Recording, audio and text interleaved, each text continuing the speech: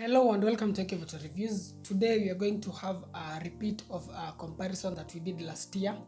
It's only that this time the vehicles we will be comparing are the newer models, plus we are going to introduce another car, which is the VW Polo. So this is going to be an in-depth comparison review on 5 cars, and at the end of this video we will try to find out which one among them is the best option in terms of space, fuel efficiency, reliability and value for money. Will the Honda Fit win again this time? Stick around to find out.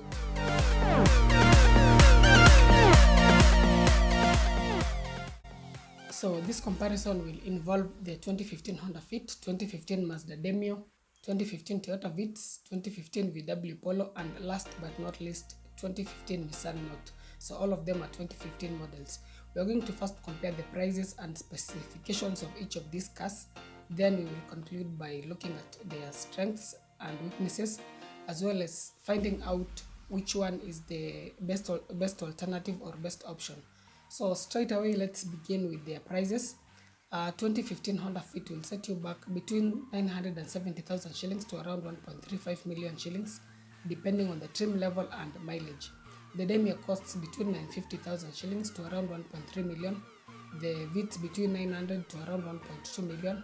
The Polo is the most expensive, going for between 1.15 to around 1.5.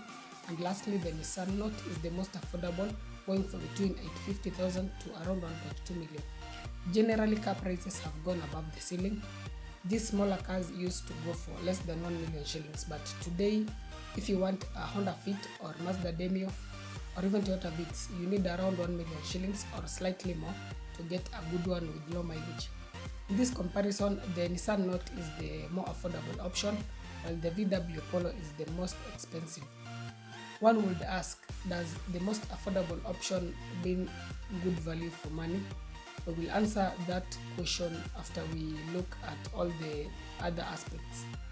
So moving on to the engine options, the Honda Fit comes with 3 engine options: a 1300cc, a 1500cc, and lastly a 1500cc hybrid. The 1300 and 1500cc can come paired to either a 5 or 6-speed manual or a CVT gearbox. The hybrid, on the other hand, can only come paired to a 7-speed dual clutch gearbox. These engines are mostly reliable, but some of them are known to have oil dilution issues. This is when fuel ends up mixing with the engine oil. I actually mentioned this in the 2014 Honda Fit review that I did some time back. When this happens, you will easily be able to smell fuel inside the car. But generally, for the most part, they are very reliable.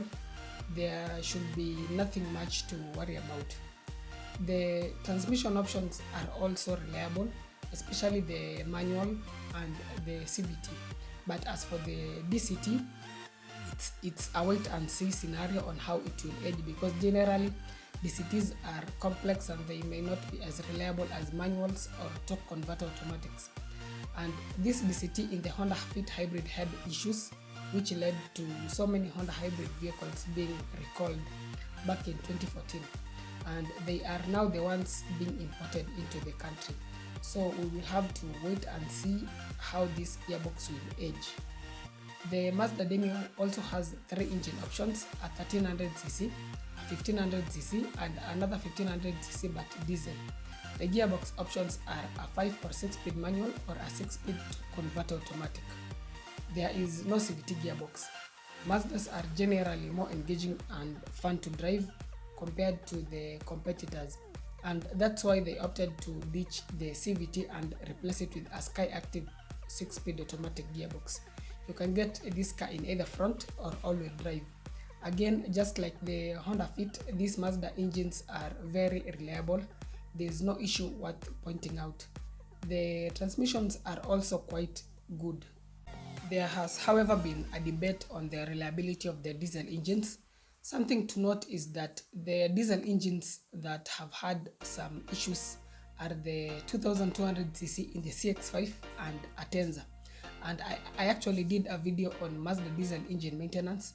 I'll leave a link to that video in the description box. These diesel engines can be reliable, but you have to be keen with the maintenance. Watch where you fuel.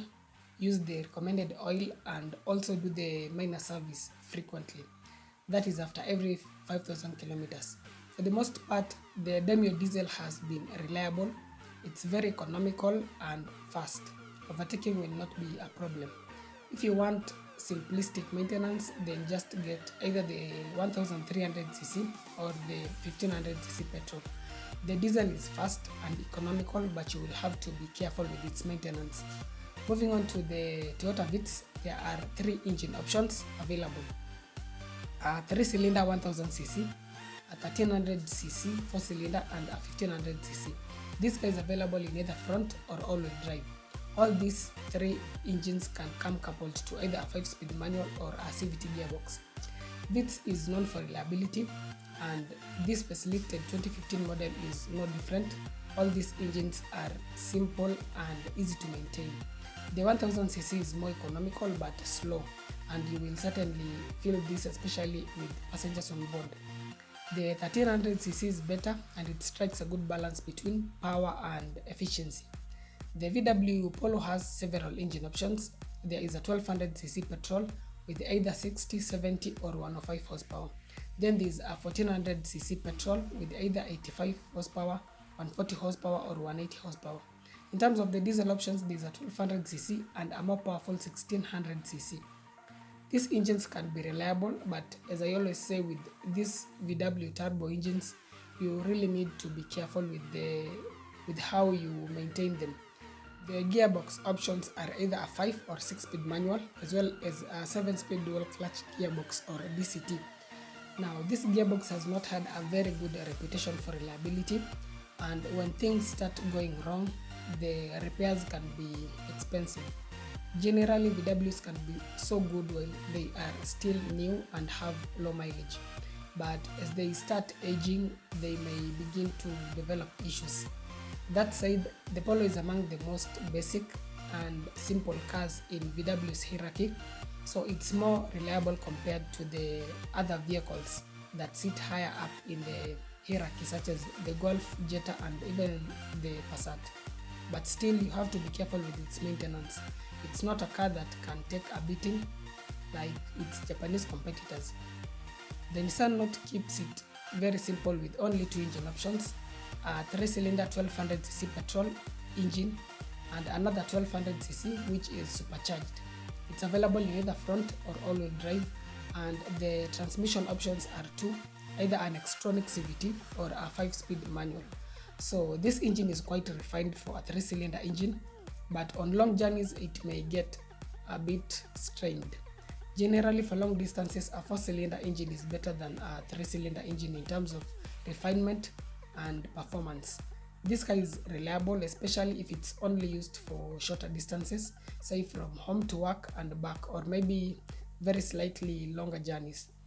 On much longer journeys, it may not fare so well because of the already well-known CVT gearbox issues.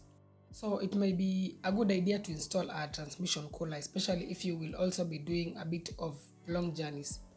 These CVT transmissions have failed on a lot of people, especially on long distances, so don't risk it. This CVT failure is a real and existing issue. So how economical are these vehicles? The 1300cc in the Honda Fit can give around 18 kilometers per liter, the 1500 around 15 kilometers per liter, and the hybrid between 20 to around 30 kilometers per liter. These figures will always depend on several factors such as how you drive, how you service the car, and also how much loaded the vehicle is.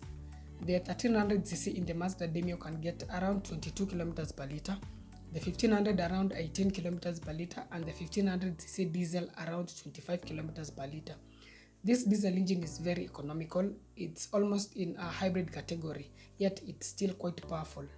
The 1000cc in the Vitz can achieve around 20 kilometers per liter, the 1300cc around 18 kilometers per liter, and the 1500cc around 16 kilometers per liter.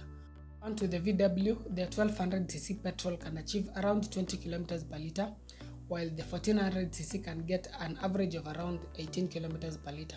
Remember, there are different power outputs, so the smaller engines or the engines with lower output are more efficient. In terms of the diesels, the 1200cc can achieve up to around 27 kilometers per liter, while the 1600 can get around 23 kilometers per liter. Lastly, the 1200cc in the Nissan Note can achieve around 18 kilometers per liter on average, while the supercharged one can get around 19 kilometers per liter. So all these cars are quite fuel efficient, but the most efficient one is the Honda Fit Hybrid. Still on fuel matters, the Fit has a 40-liter fuel tank, the Demio has a 44-liter tank, the Vitz a 42-liter tank, the Polo a 45-liter tank, and lastly the Note a 41-liter tank. In terms of the service costs, these are very affordable cars to maintain, especially being that they have very simple and straightforward engines. The minor service should be done after every 5,000 kilometers, and it will cost about 6,000 shillings. Here you will only replace the engine oil, the oil filter, and air cleaner. So this 6,000 shillings should cover all that plus the labor. So they are affordable to maintain, and you can even spend less than this amount depending on where you service the car, as well as the quality of parts that you go for. As for the major service, you may spend about 15,000 shillings or 16,000 shillings on average, depending on where you service the car, again, as well as the quality of parts that you go for. Moving on to the ground clearance, the Fit has a clearance of around 13.5 centimeters, which is low by Kenyan standards, but it's not too bad if you just tend to drive within the city. The Demio has a slightly better clearance of around 15.2 centimeters, the Vitz around 14 centimeters, the Polo around 16.8 centimeters, which is the best in this comparison. Then the Note is around 15 centimeters. Generally, the most suitable thing to do is to install slightly larger wheels, because as I always say, if you interfere with the suspension, you will also interfere with the handling of the vehicle. As for the stopping power, all these vehicles have front ventilated disc brakes and drum brakes at the back, except for the RS variant in the Honda Fit and Toyota Vitz RS model. The GTA variant in the Polo also gets disc brakes at the back. Their stopping power is adequate. These are simple and basic cars, so they are not fast, and the braking is quite sufficient. Moving on to their carb weights, the Fit weighs in between 1020 to around 1080 kgs, while the hybrid variants are slightly heavier, weighing in between 1080 to around 1230 kgs. The Demio weighs in between 975 to around 1240 kgs, the Vitz between 970 to 1130, the Polo around 1050, and the Nissan Note between 1080 to around 1165 kgs. Lastly, let's have a look at some of the extra features that these cars come with. Generally, they are not all that much feature loaded. Some of the common extra features you can get in each car include alloy wheels, fog lights, keyless entry and go, and automatic AC. The most feature loaded car you can get here is the Mazda Demio. Top of the range trim levels can come with features such as heads-up display, an infotainment screen with MZD Connect, beige synthetic leather, automatic lights and wipers, as well as parking sensors. The Nissan Note also comes with some impressive features such as a 360 degrees camera, leather interior, and an automatic dimming rear view mirror. So now, with the specifications out of the way, which one do you think is the best in terms of the exterior design or in terms of the looks? Do let me know in the comment section. Personally, I think the Demio takes the day, hands down, especially the top of the range variants that have LED headlights and alloy wheels. The Kodo design is unlike anything else. It looks sporty, aggressive, and premium. The other competitors are a bit more conservative, and especially the Polo. VWs tend to take a more basic approach in terms of their designs. The facelifted Vitz looks slightly more sharper. All in all, there's no bad looking car here. They all appeal differently to different tastes and preferences of people. In terms of the interior space packaging, there are two vehicles that take the day.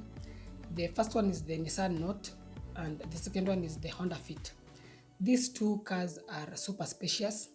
The leg and headroom are not a problem at all in these two cars. If it's storage space for your luggage, that will also not be an issue. Their boots are quite spacious.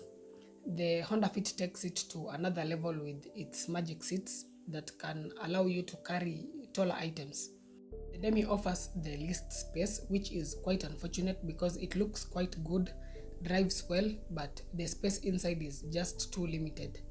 The back seats are decent for people of average height, but taller people will find it tight back there. The boot is also limited and it's the smallest in this comparison. The Vitz and Polo sit somewhere in between the smaller Demio and the more spacious Honda Fit and Nissan Note. They are both decently spacious, but taller people may find them a bit cramped. In terms of the interior design, I would say the Demio takes the day again. It looks more premium and elegant. That floating infotainment screen adds a touch of premiumness that is unmatched by the other competitors. The Honda Fit, Nissan Note and Toyota Vitz also look good, maybe a bit basic but very functional. The Polo seems to be the most basic, but everything looks and feels very solid and functional as well. So there you have it. Which one is the most suitable option? Let's consider the price, the space, fuel efficiency, the ease of maintenance, resale value, looks and reliability. We can also consider the driving feel. Putting all these factors into consideration, the Honda Fit takes the day once again. It ticks all the boxes except the price. It's a bit overpriced, but apart from that, it's very fuel efficient, especially the hybrid.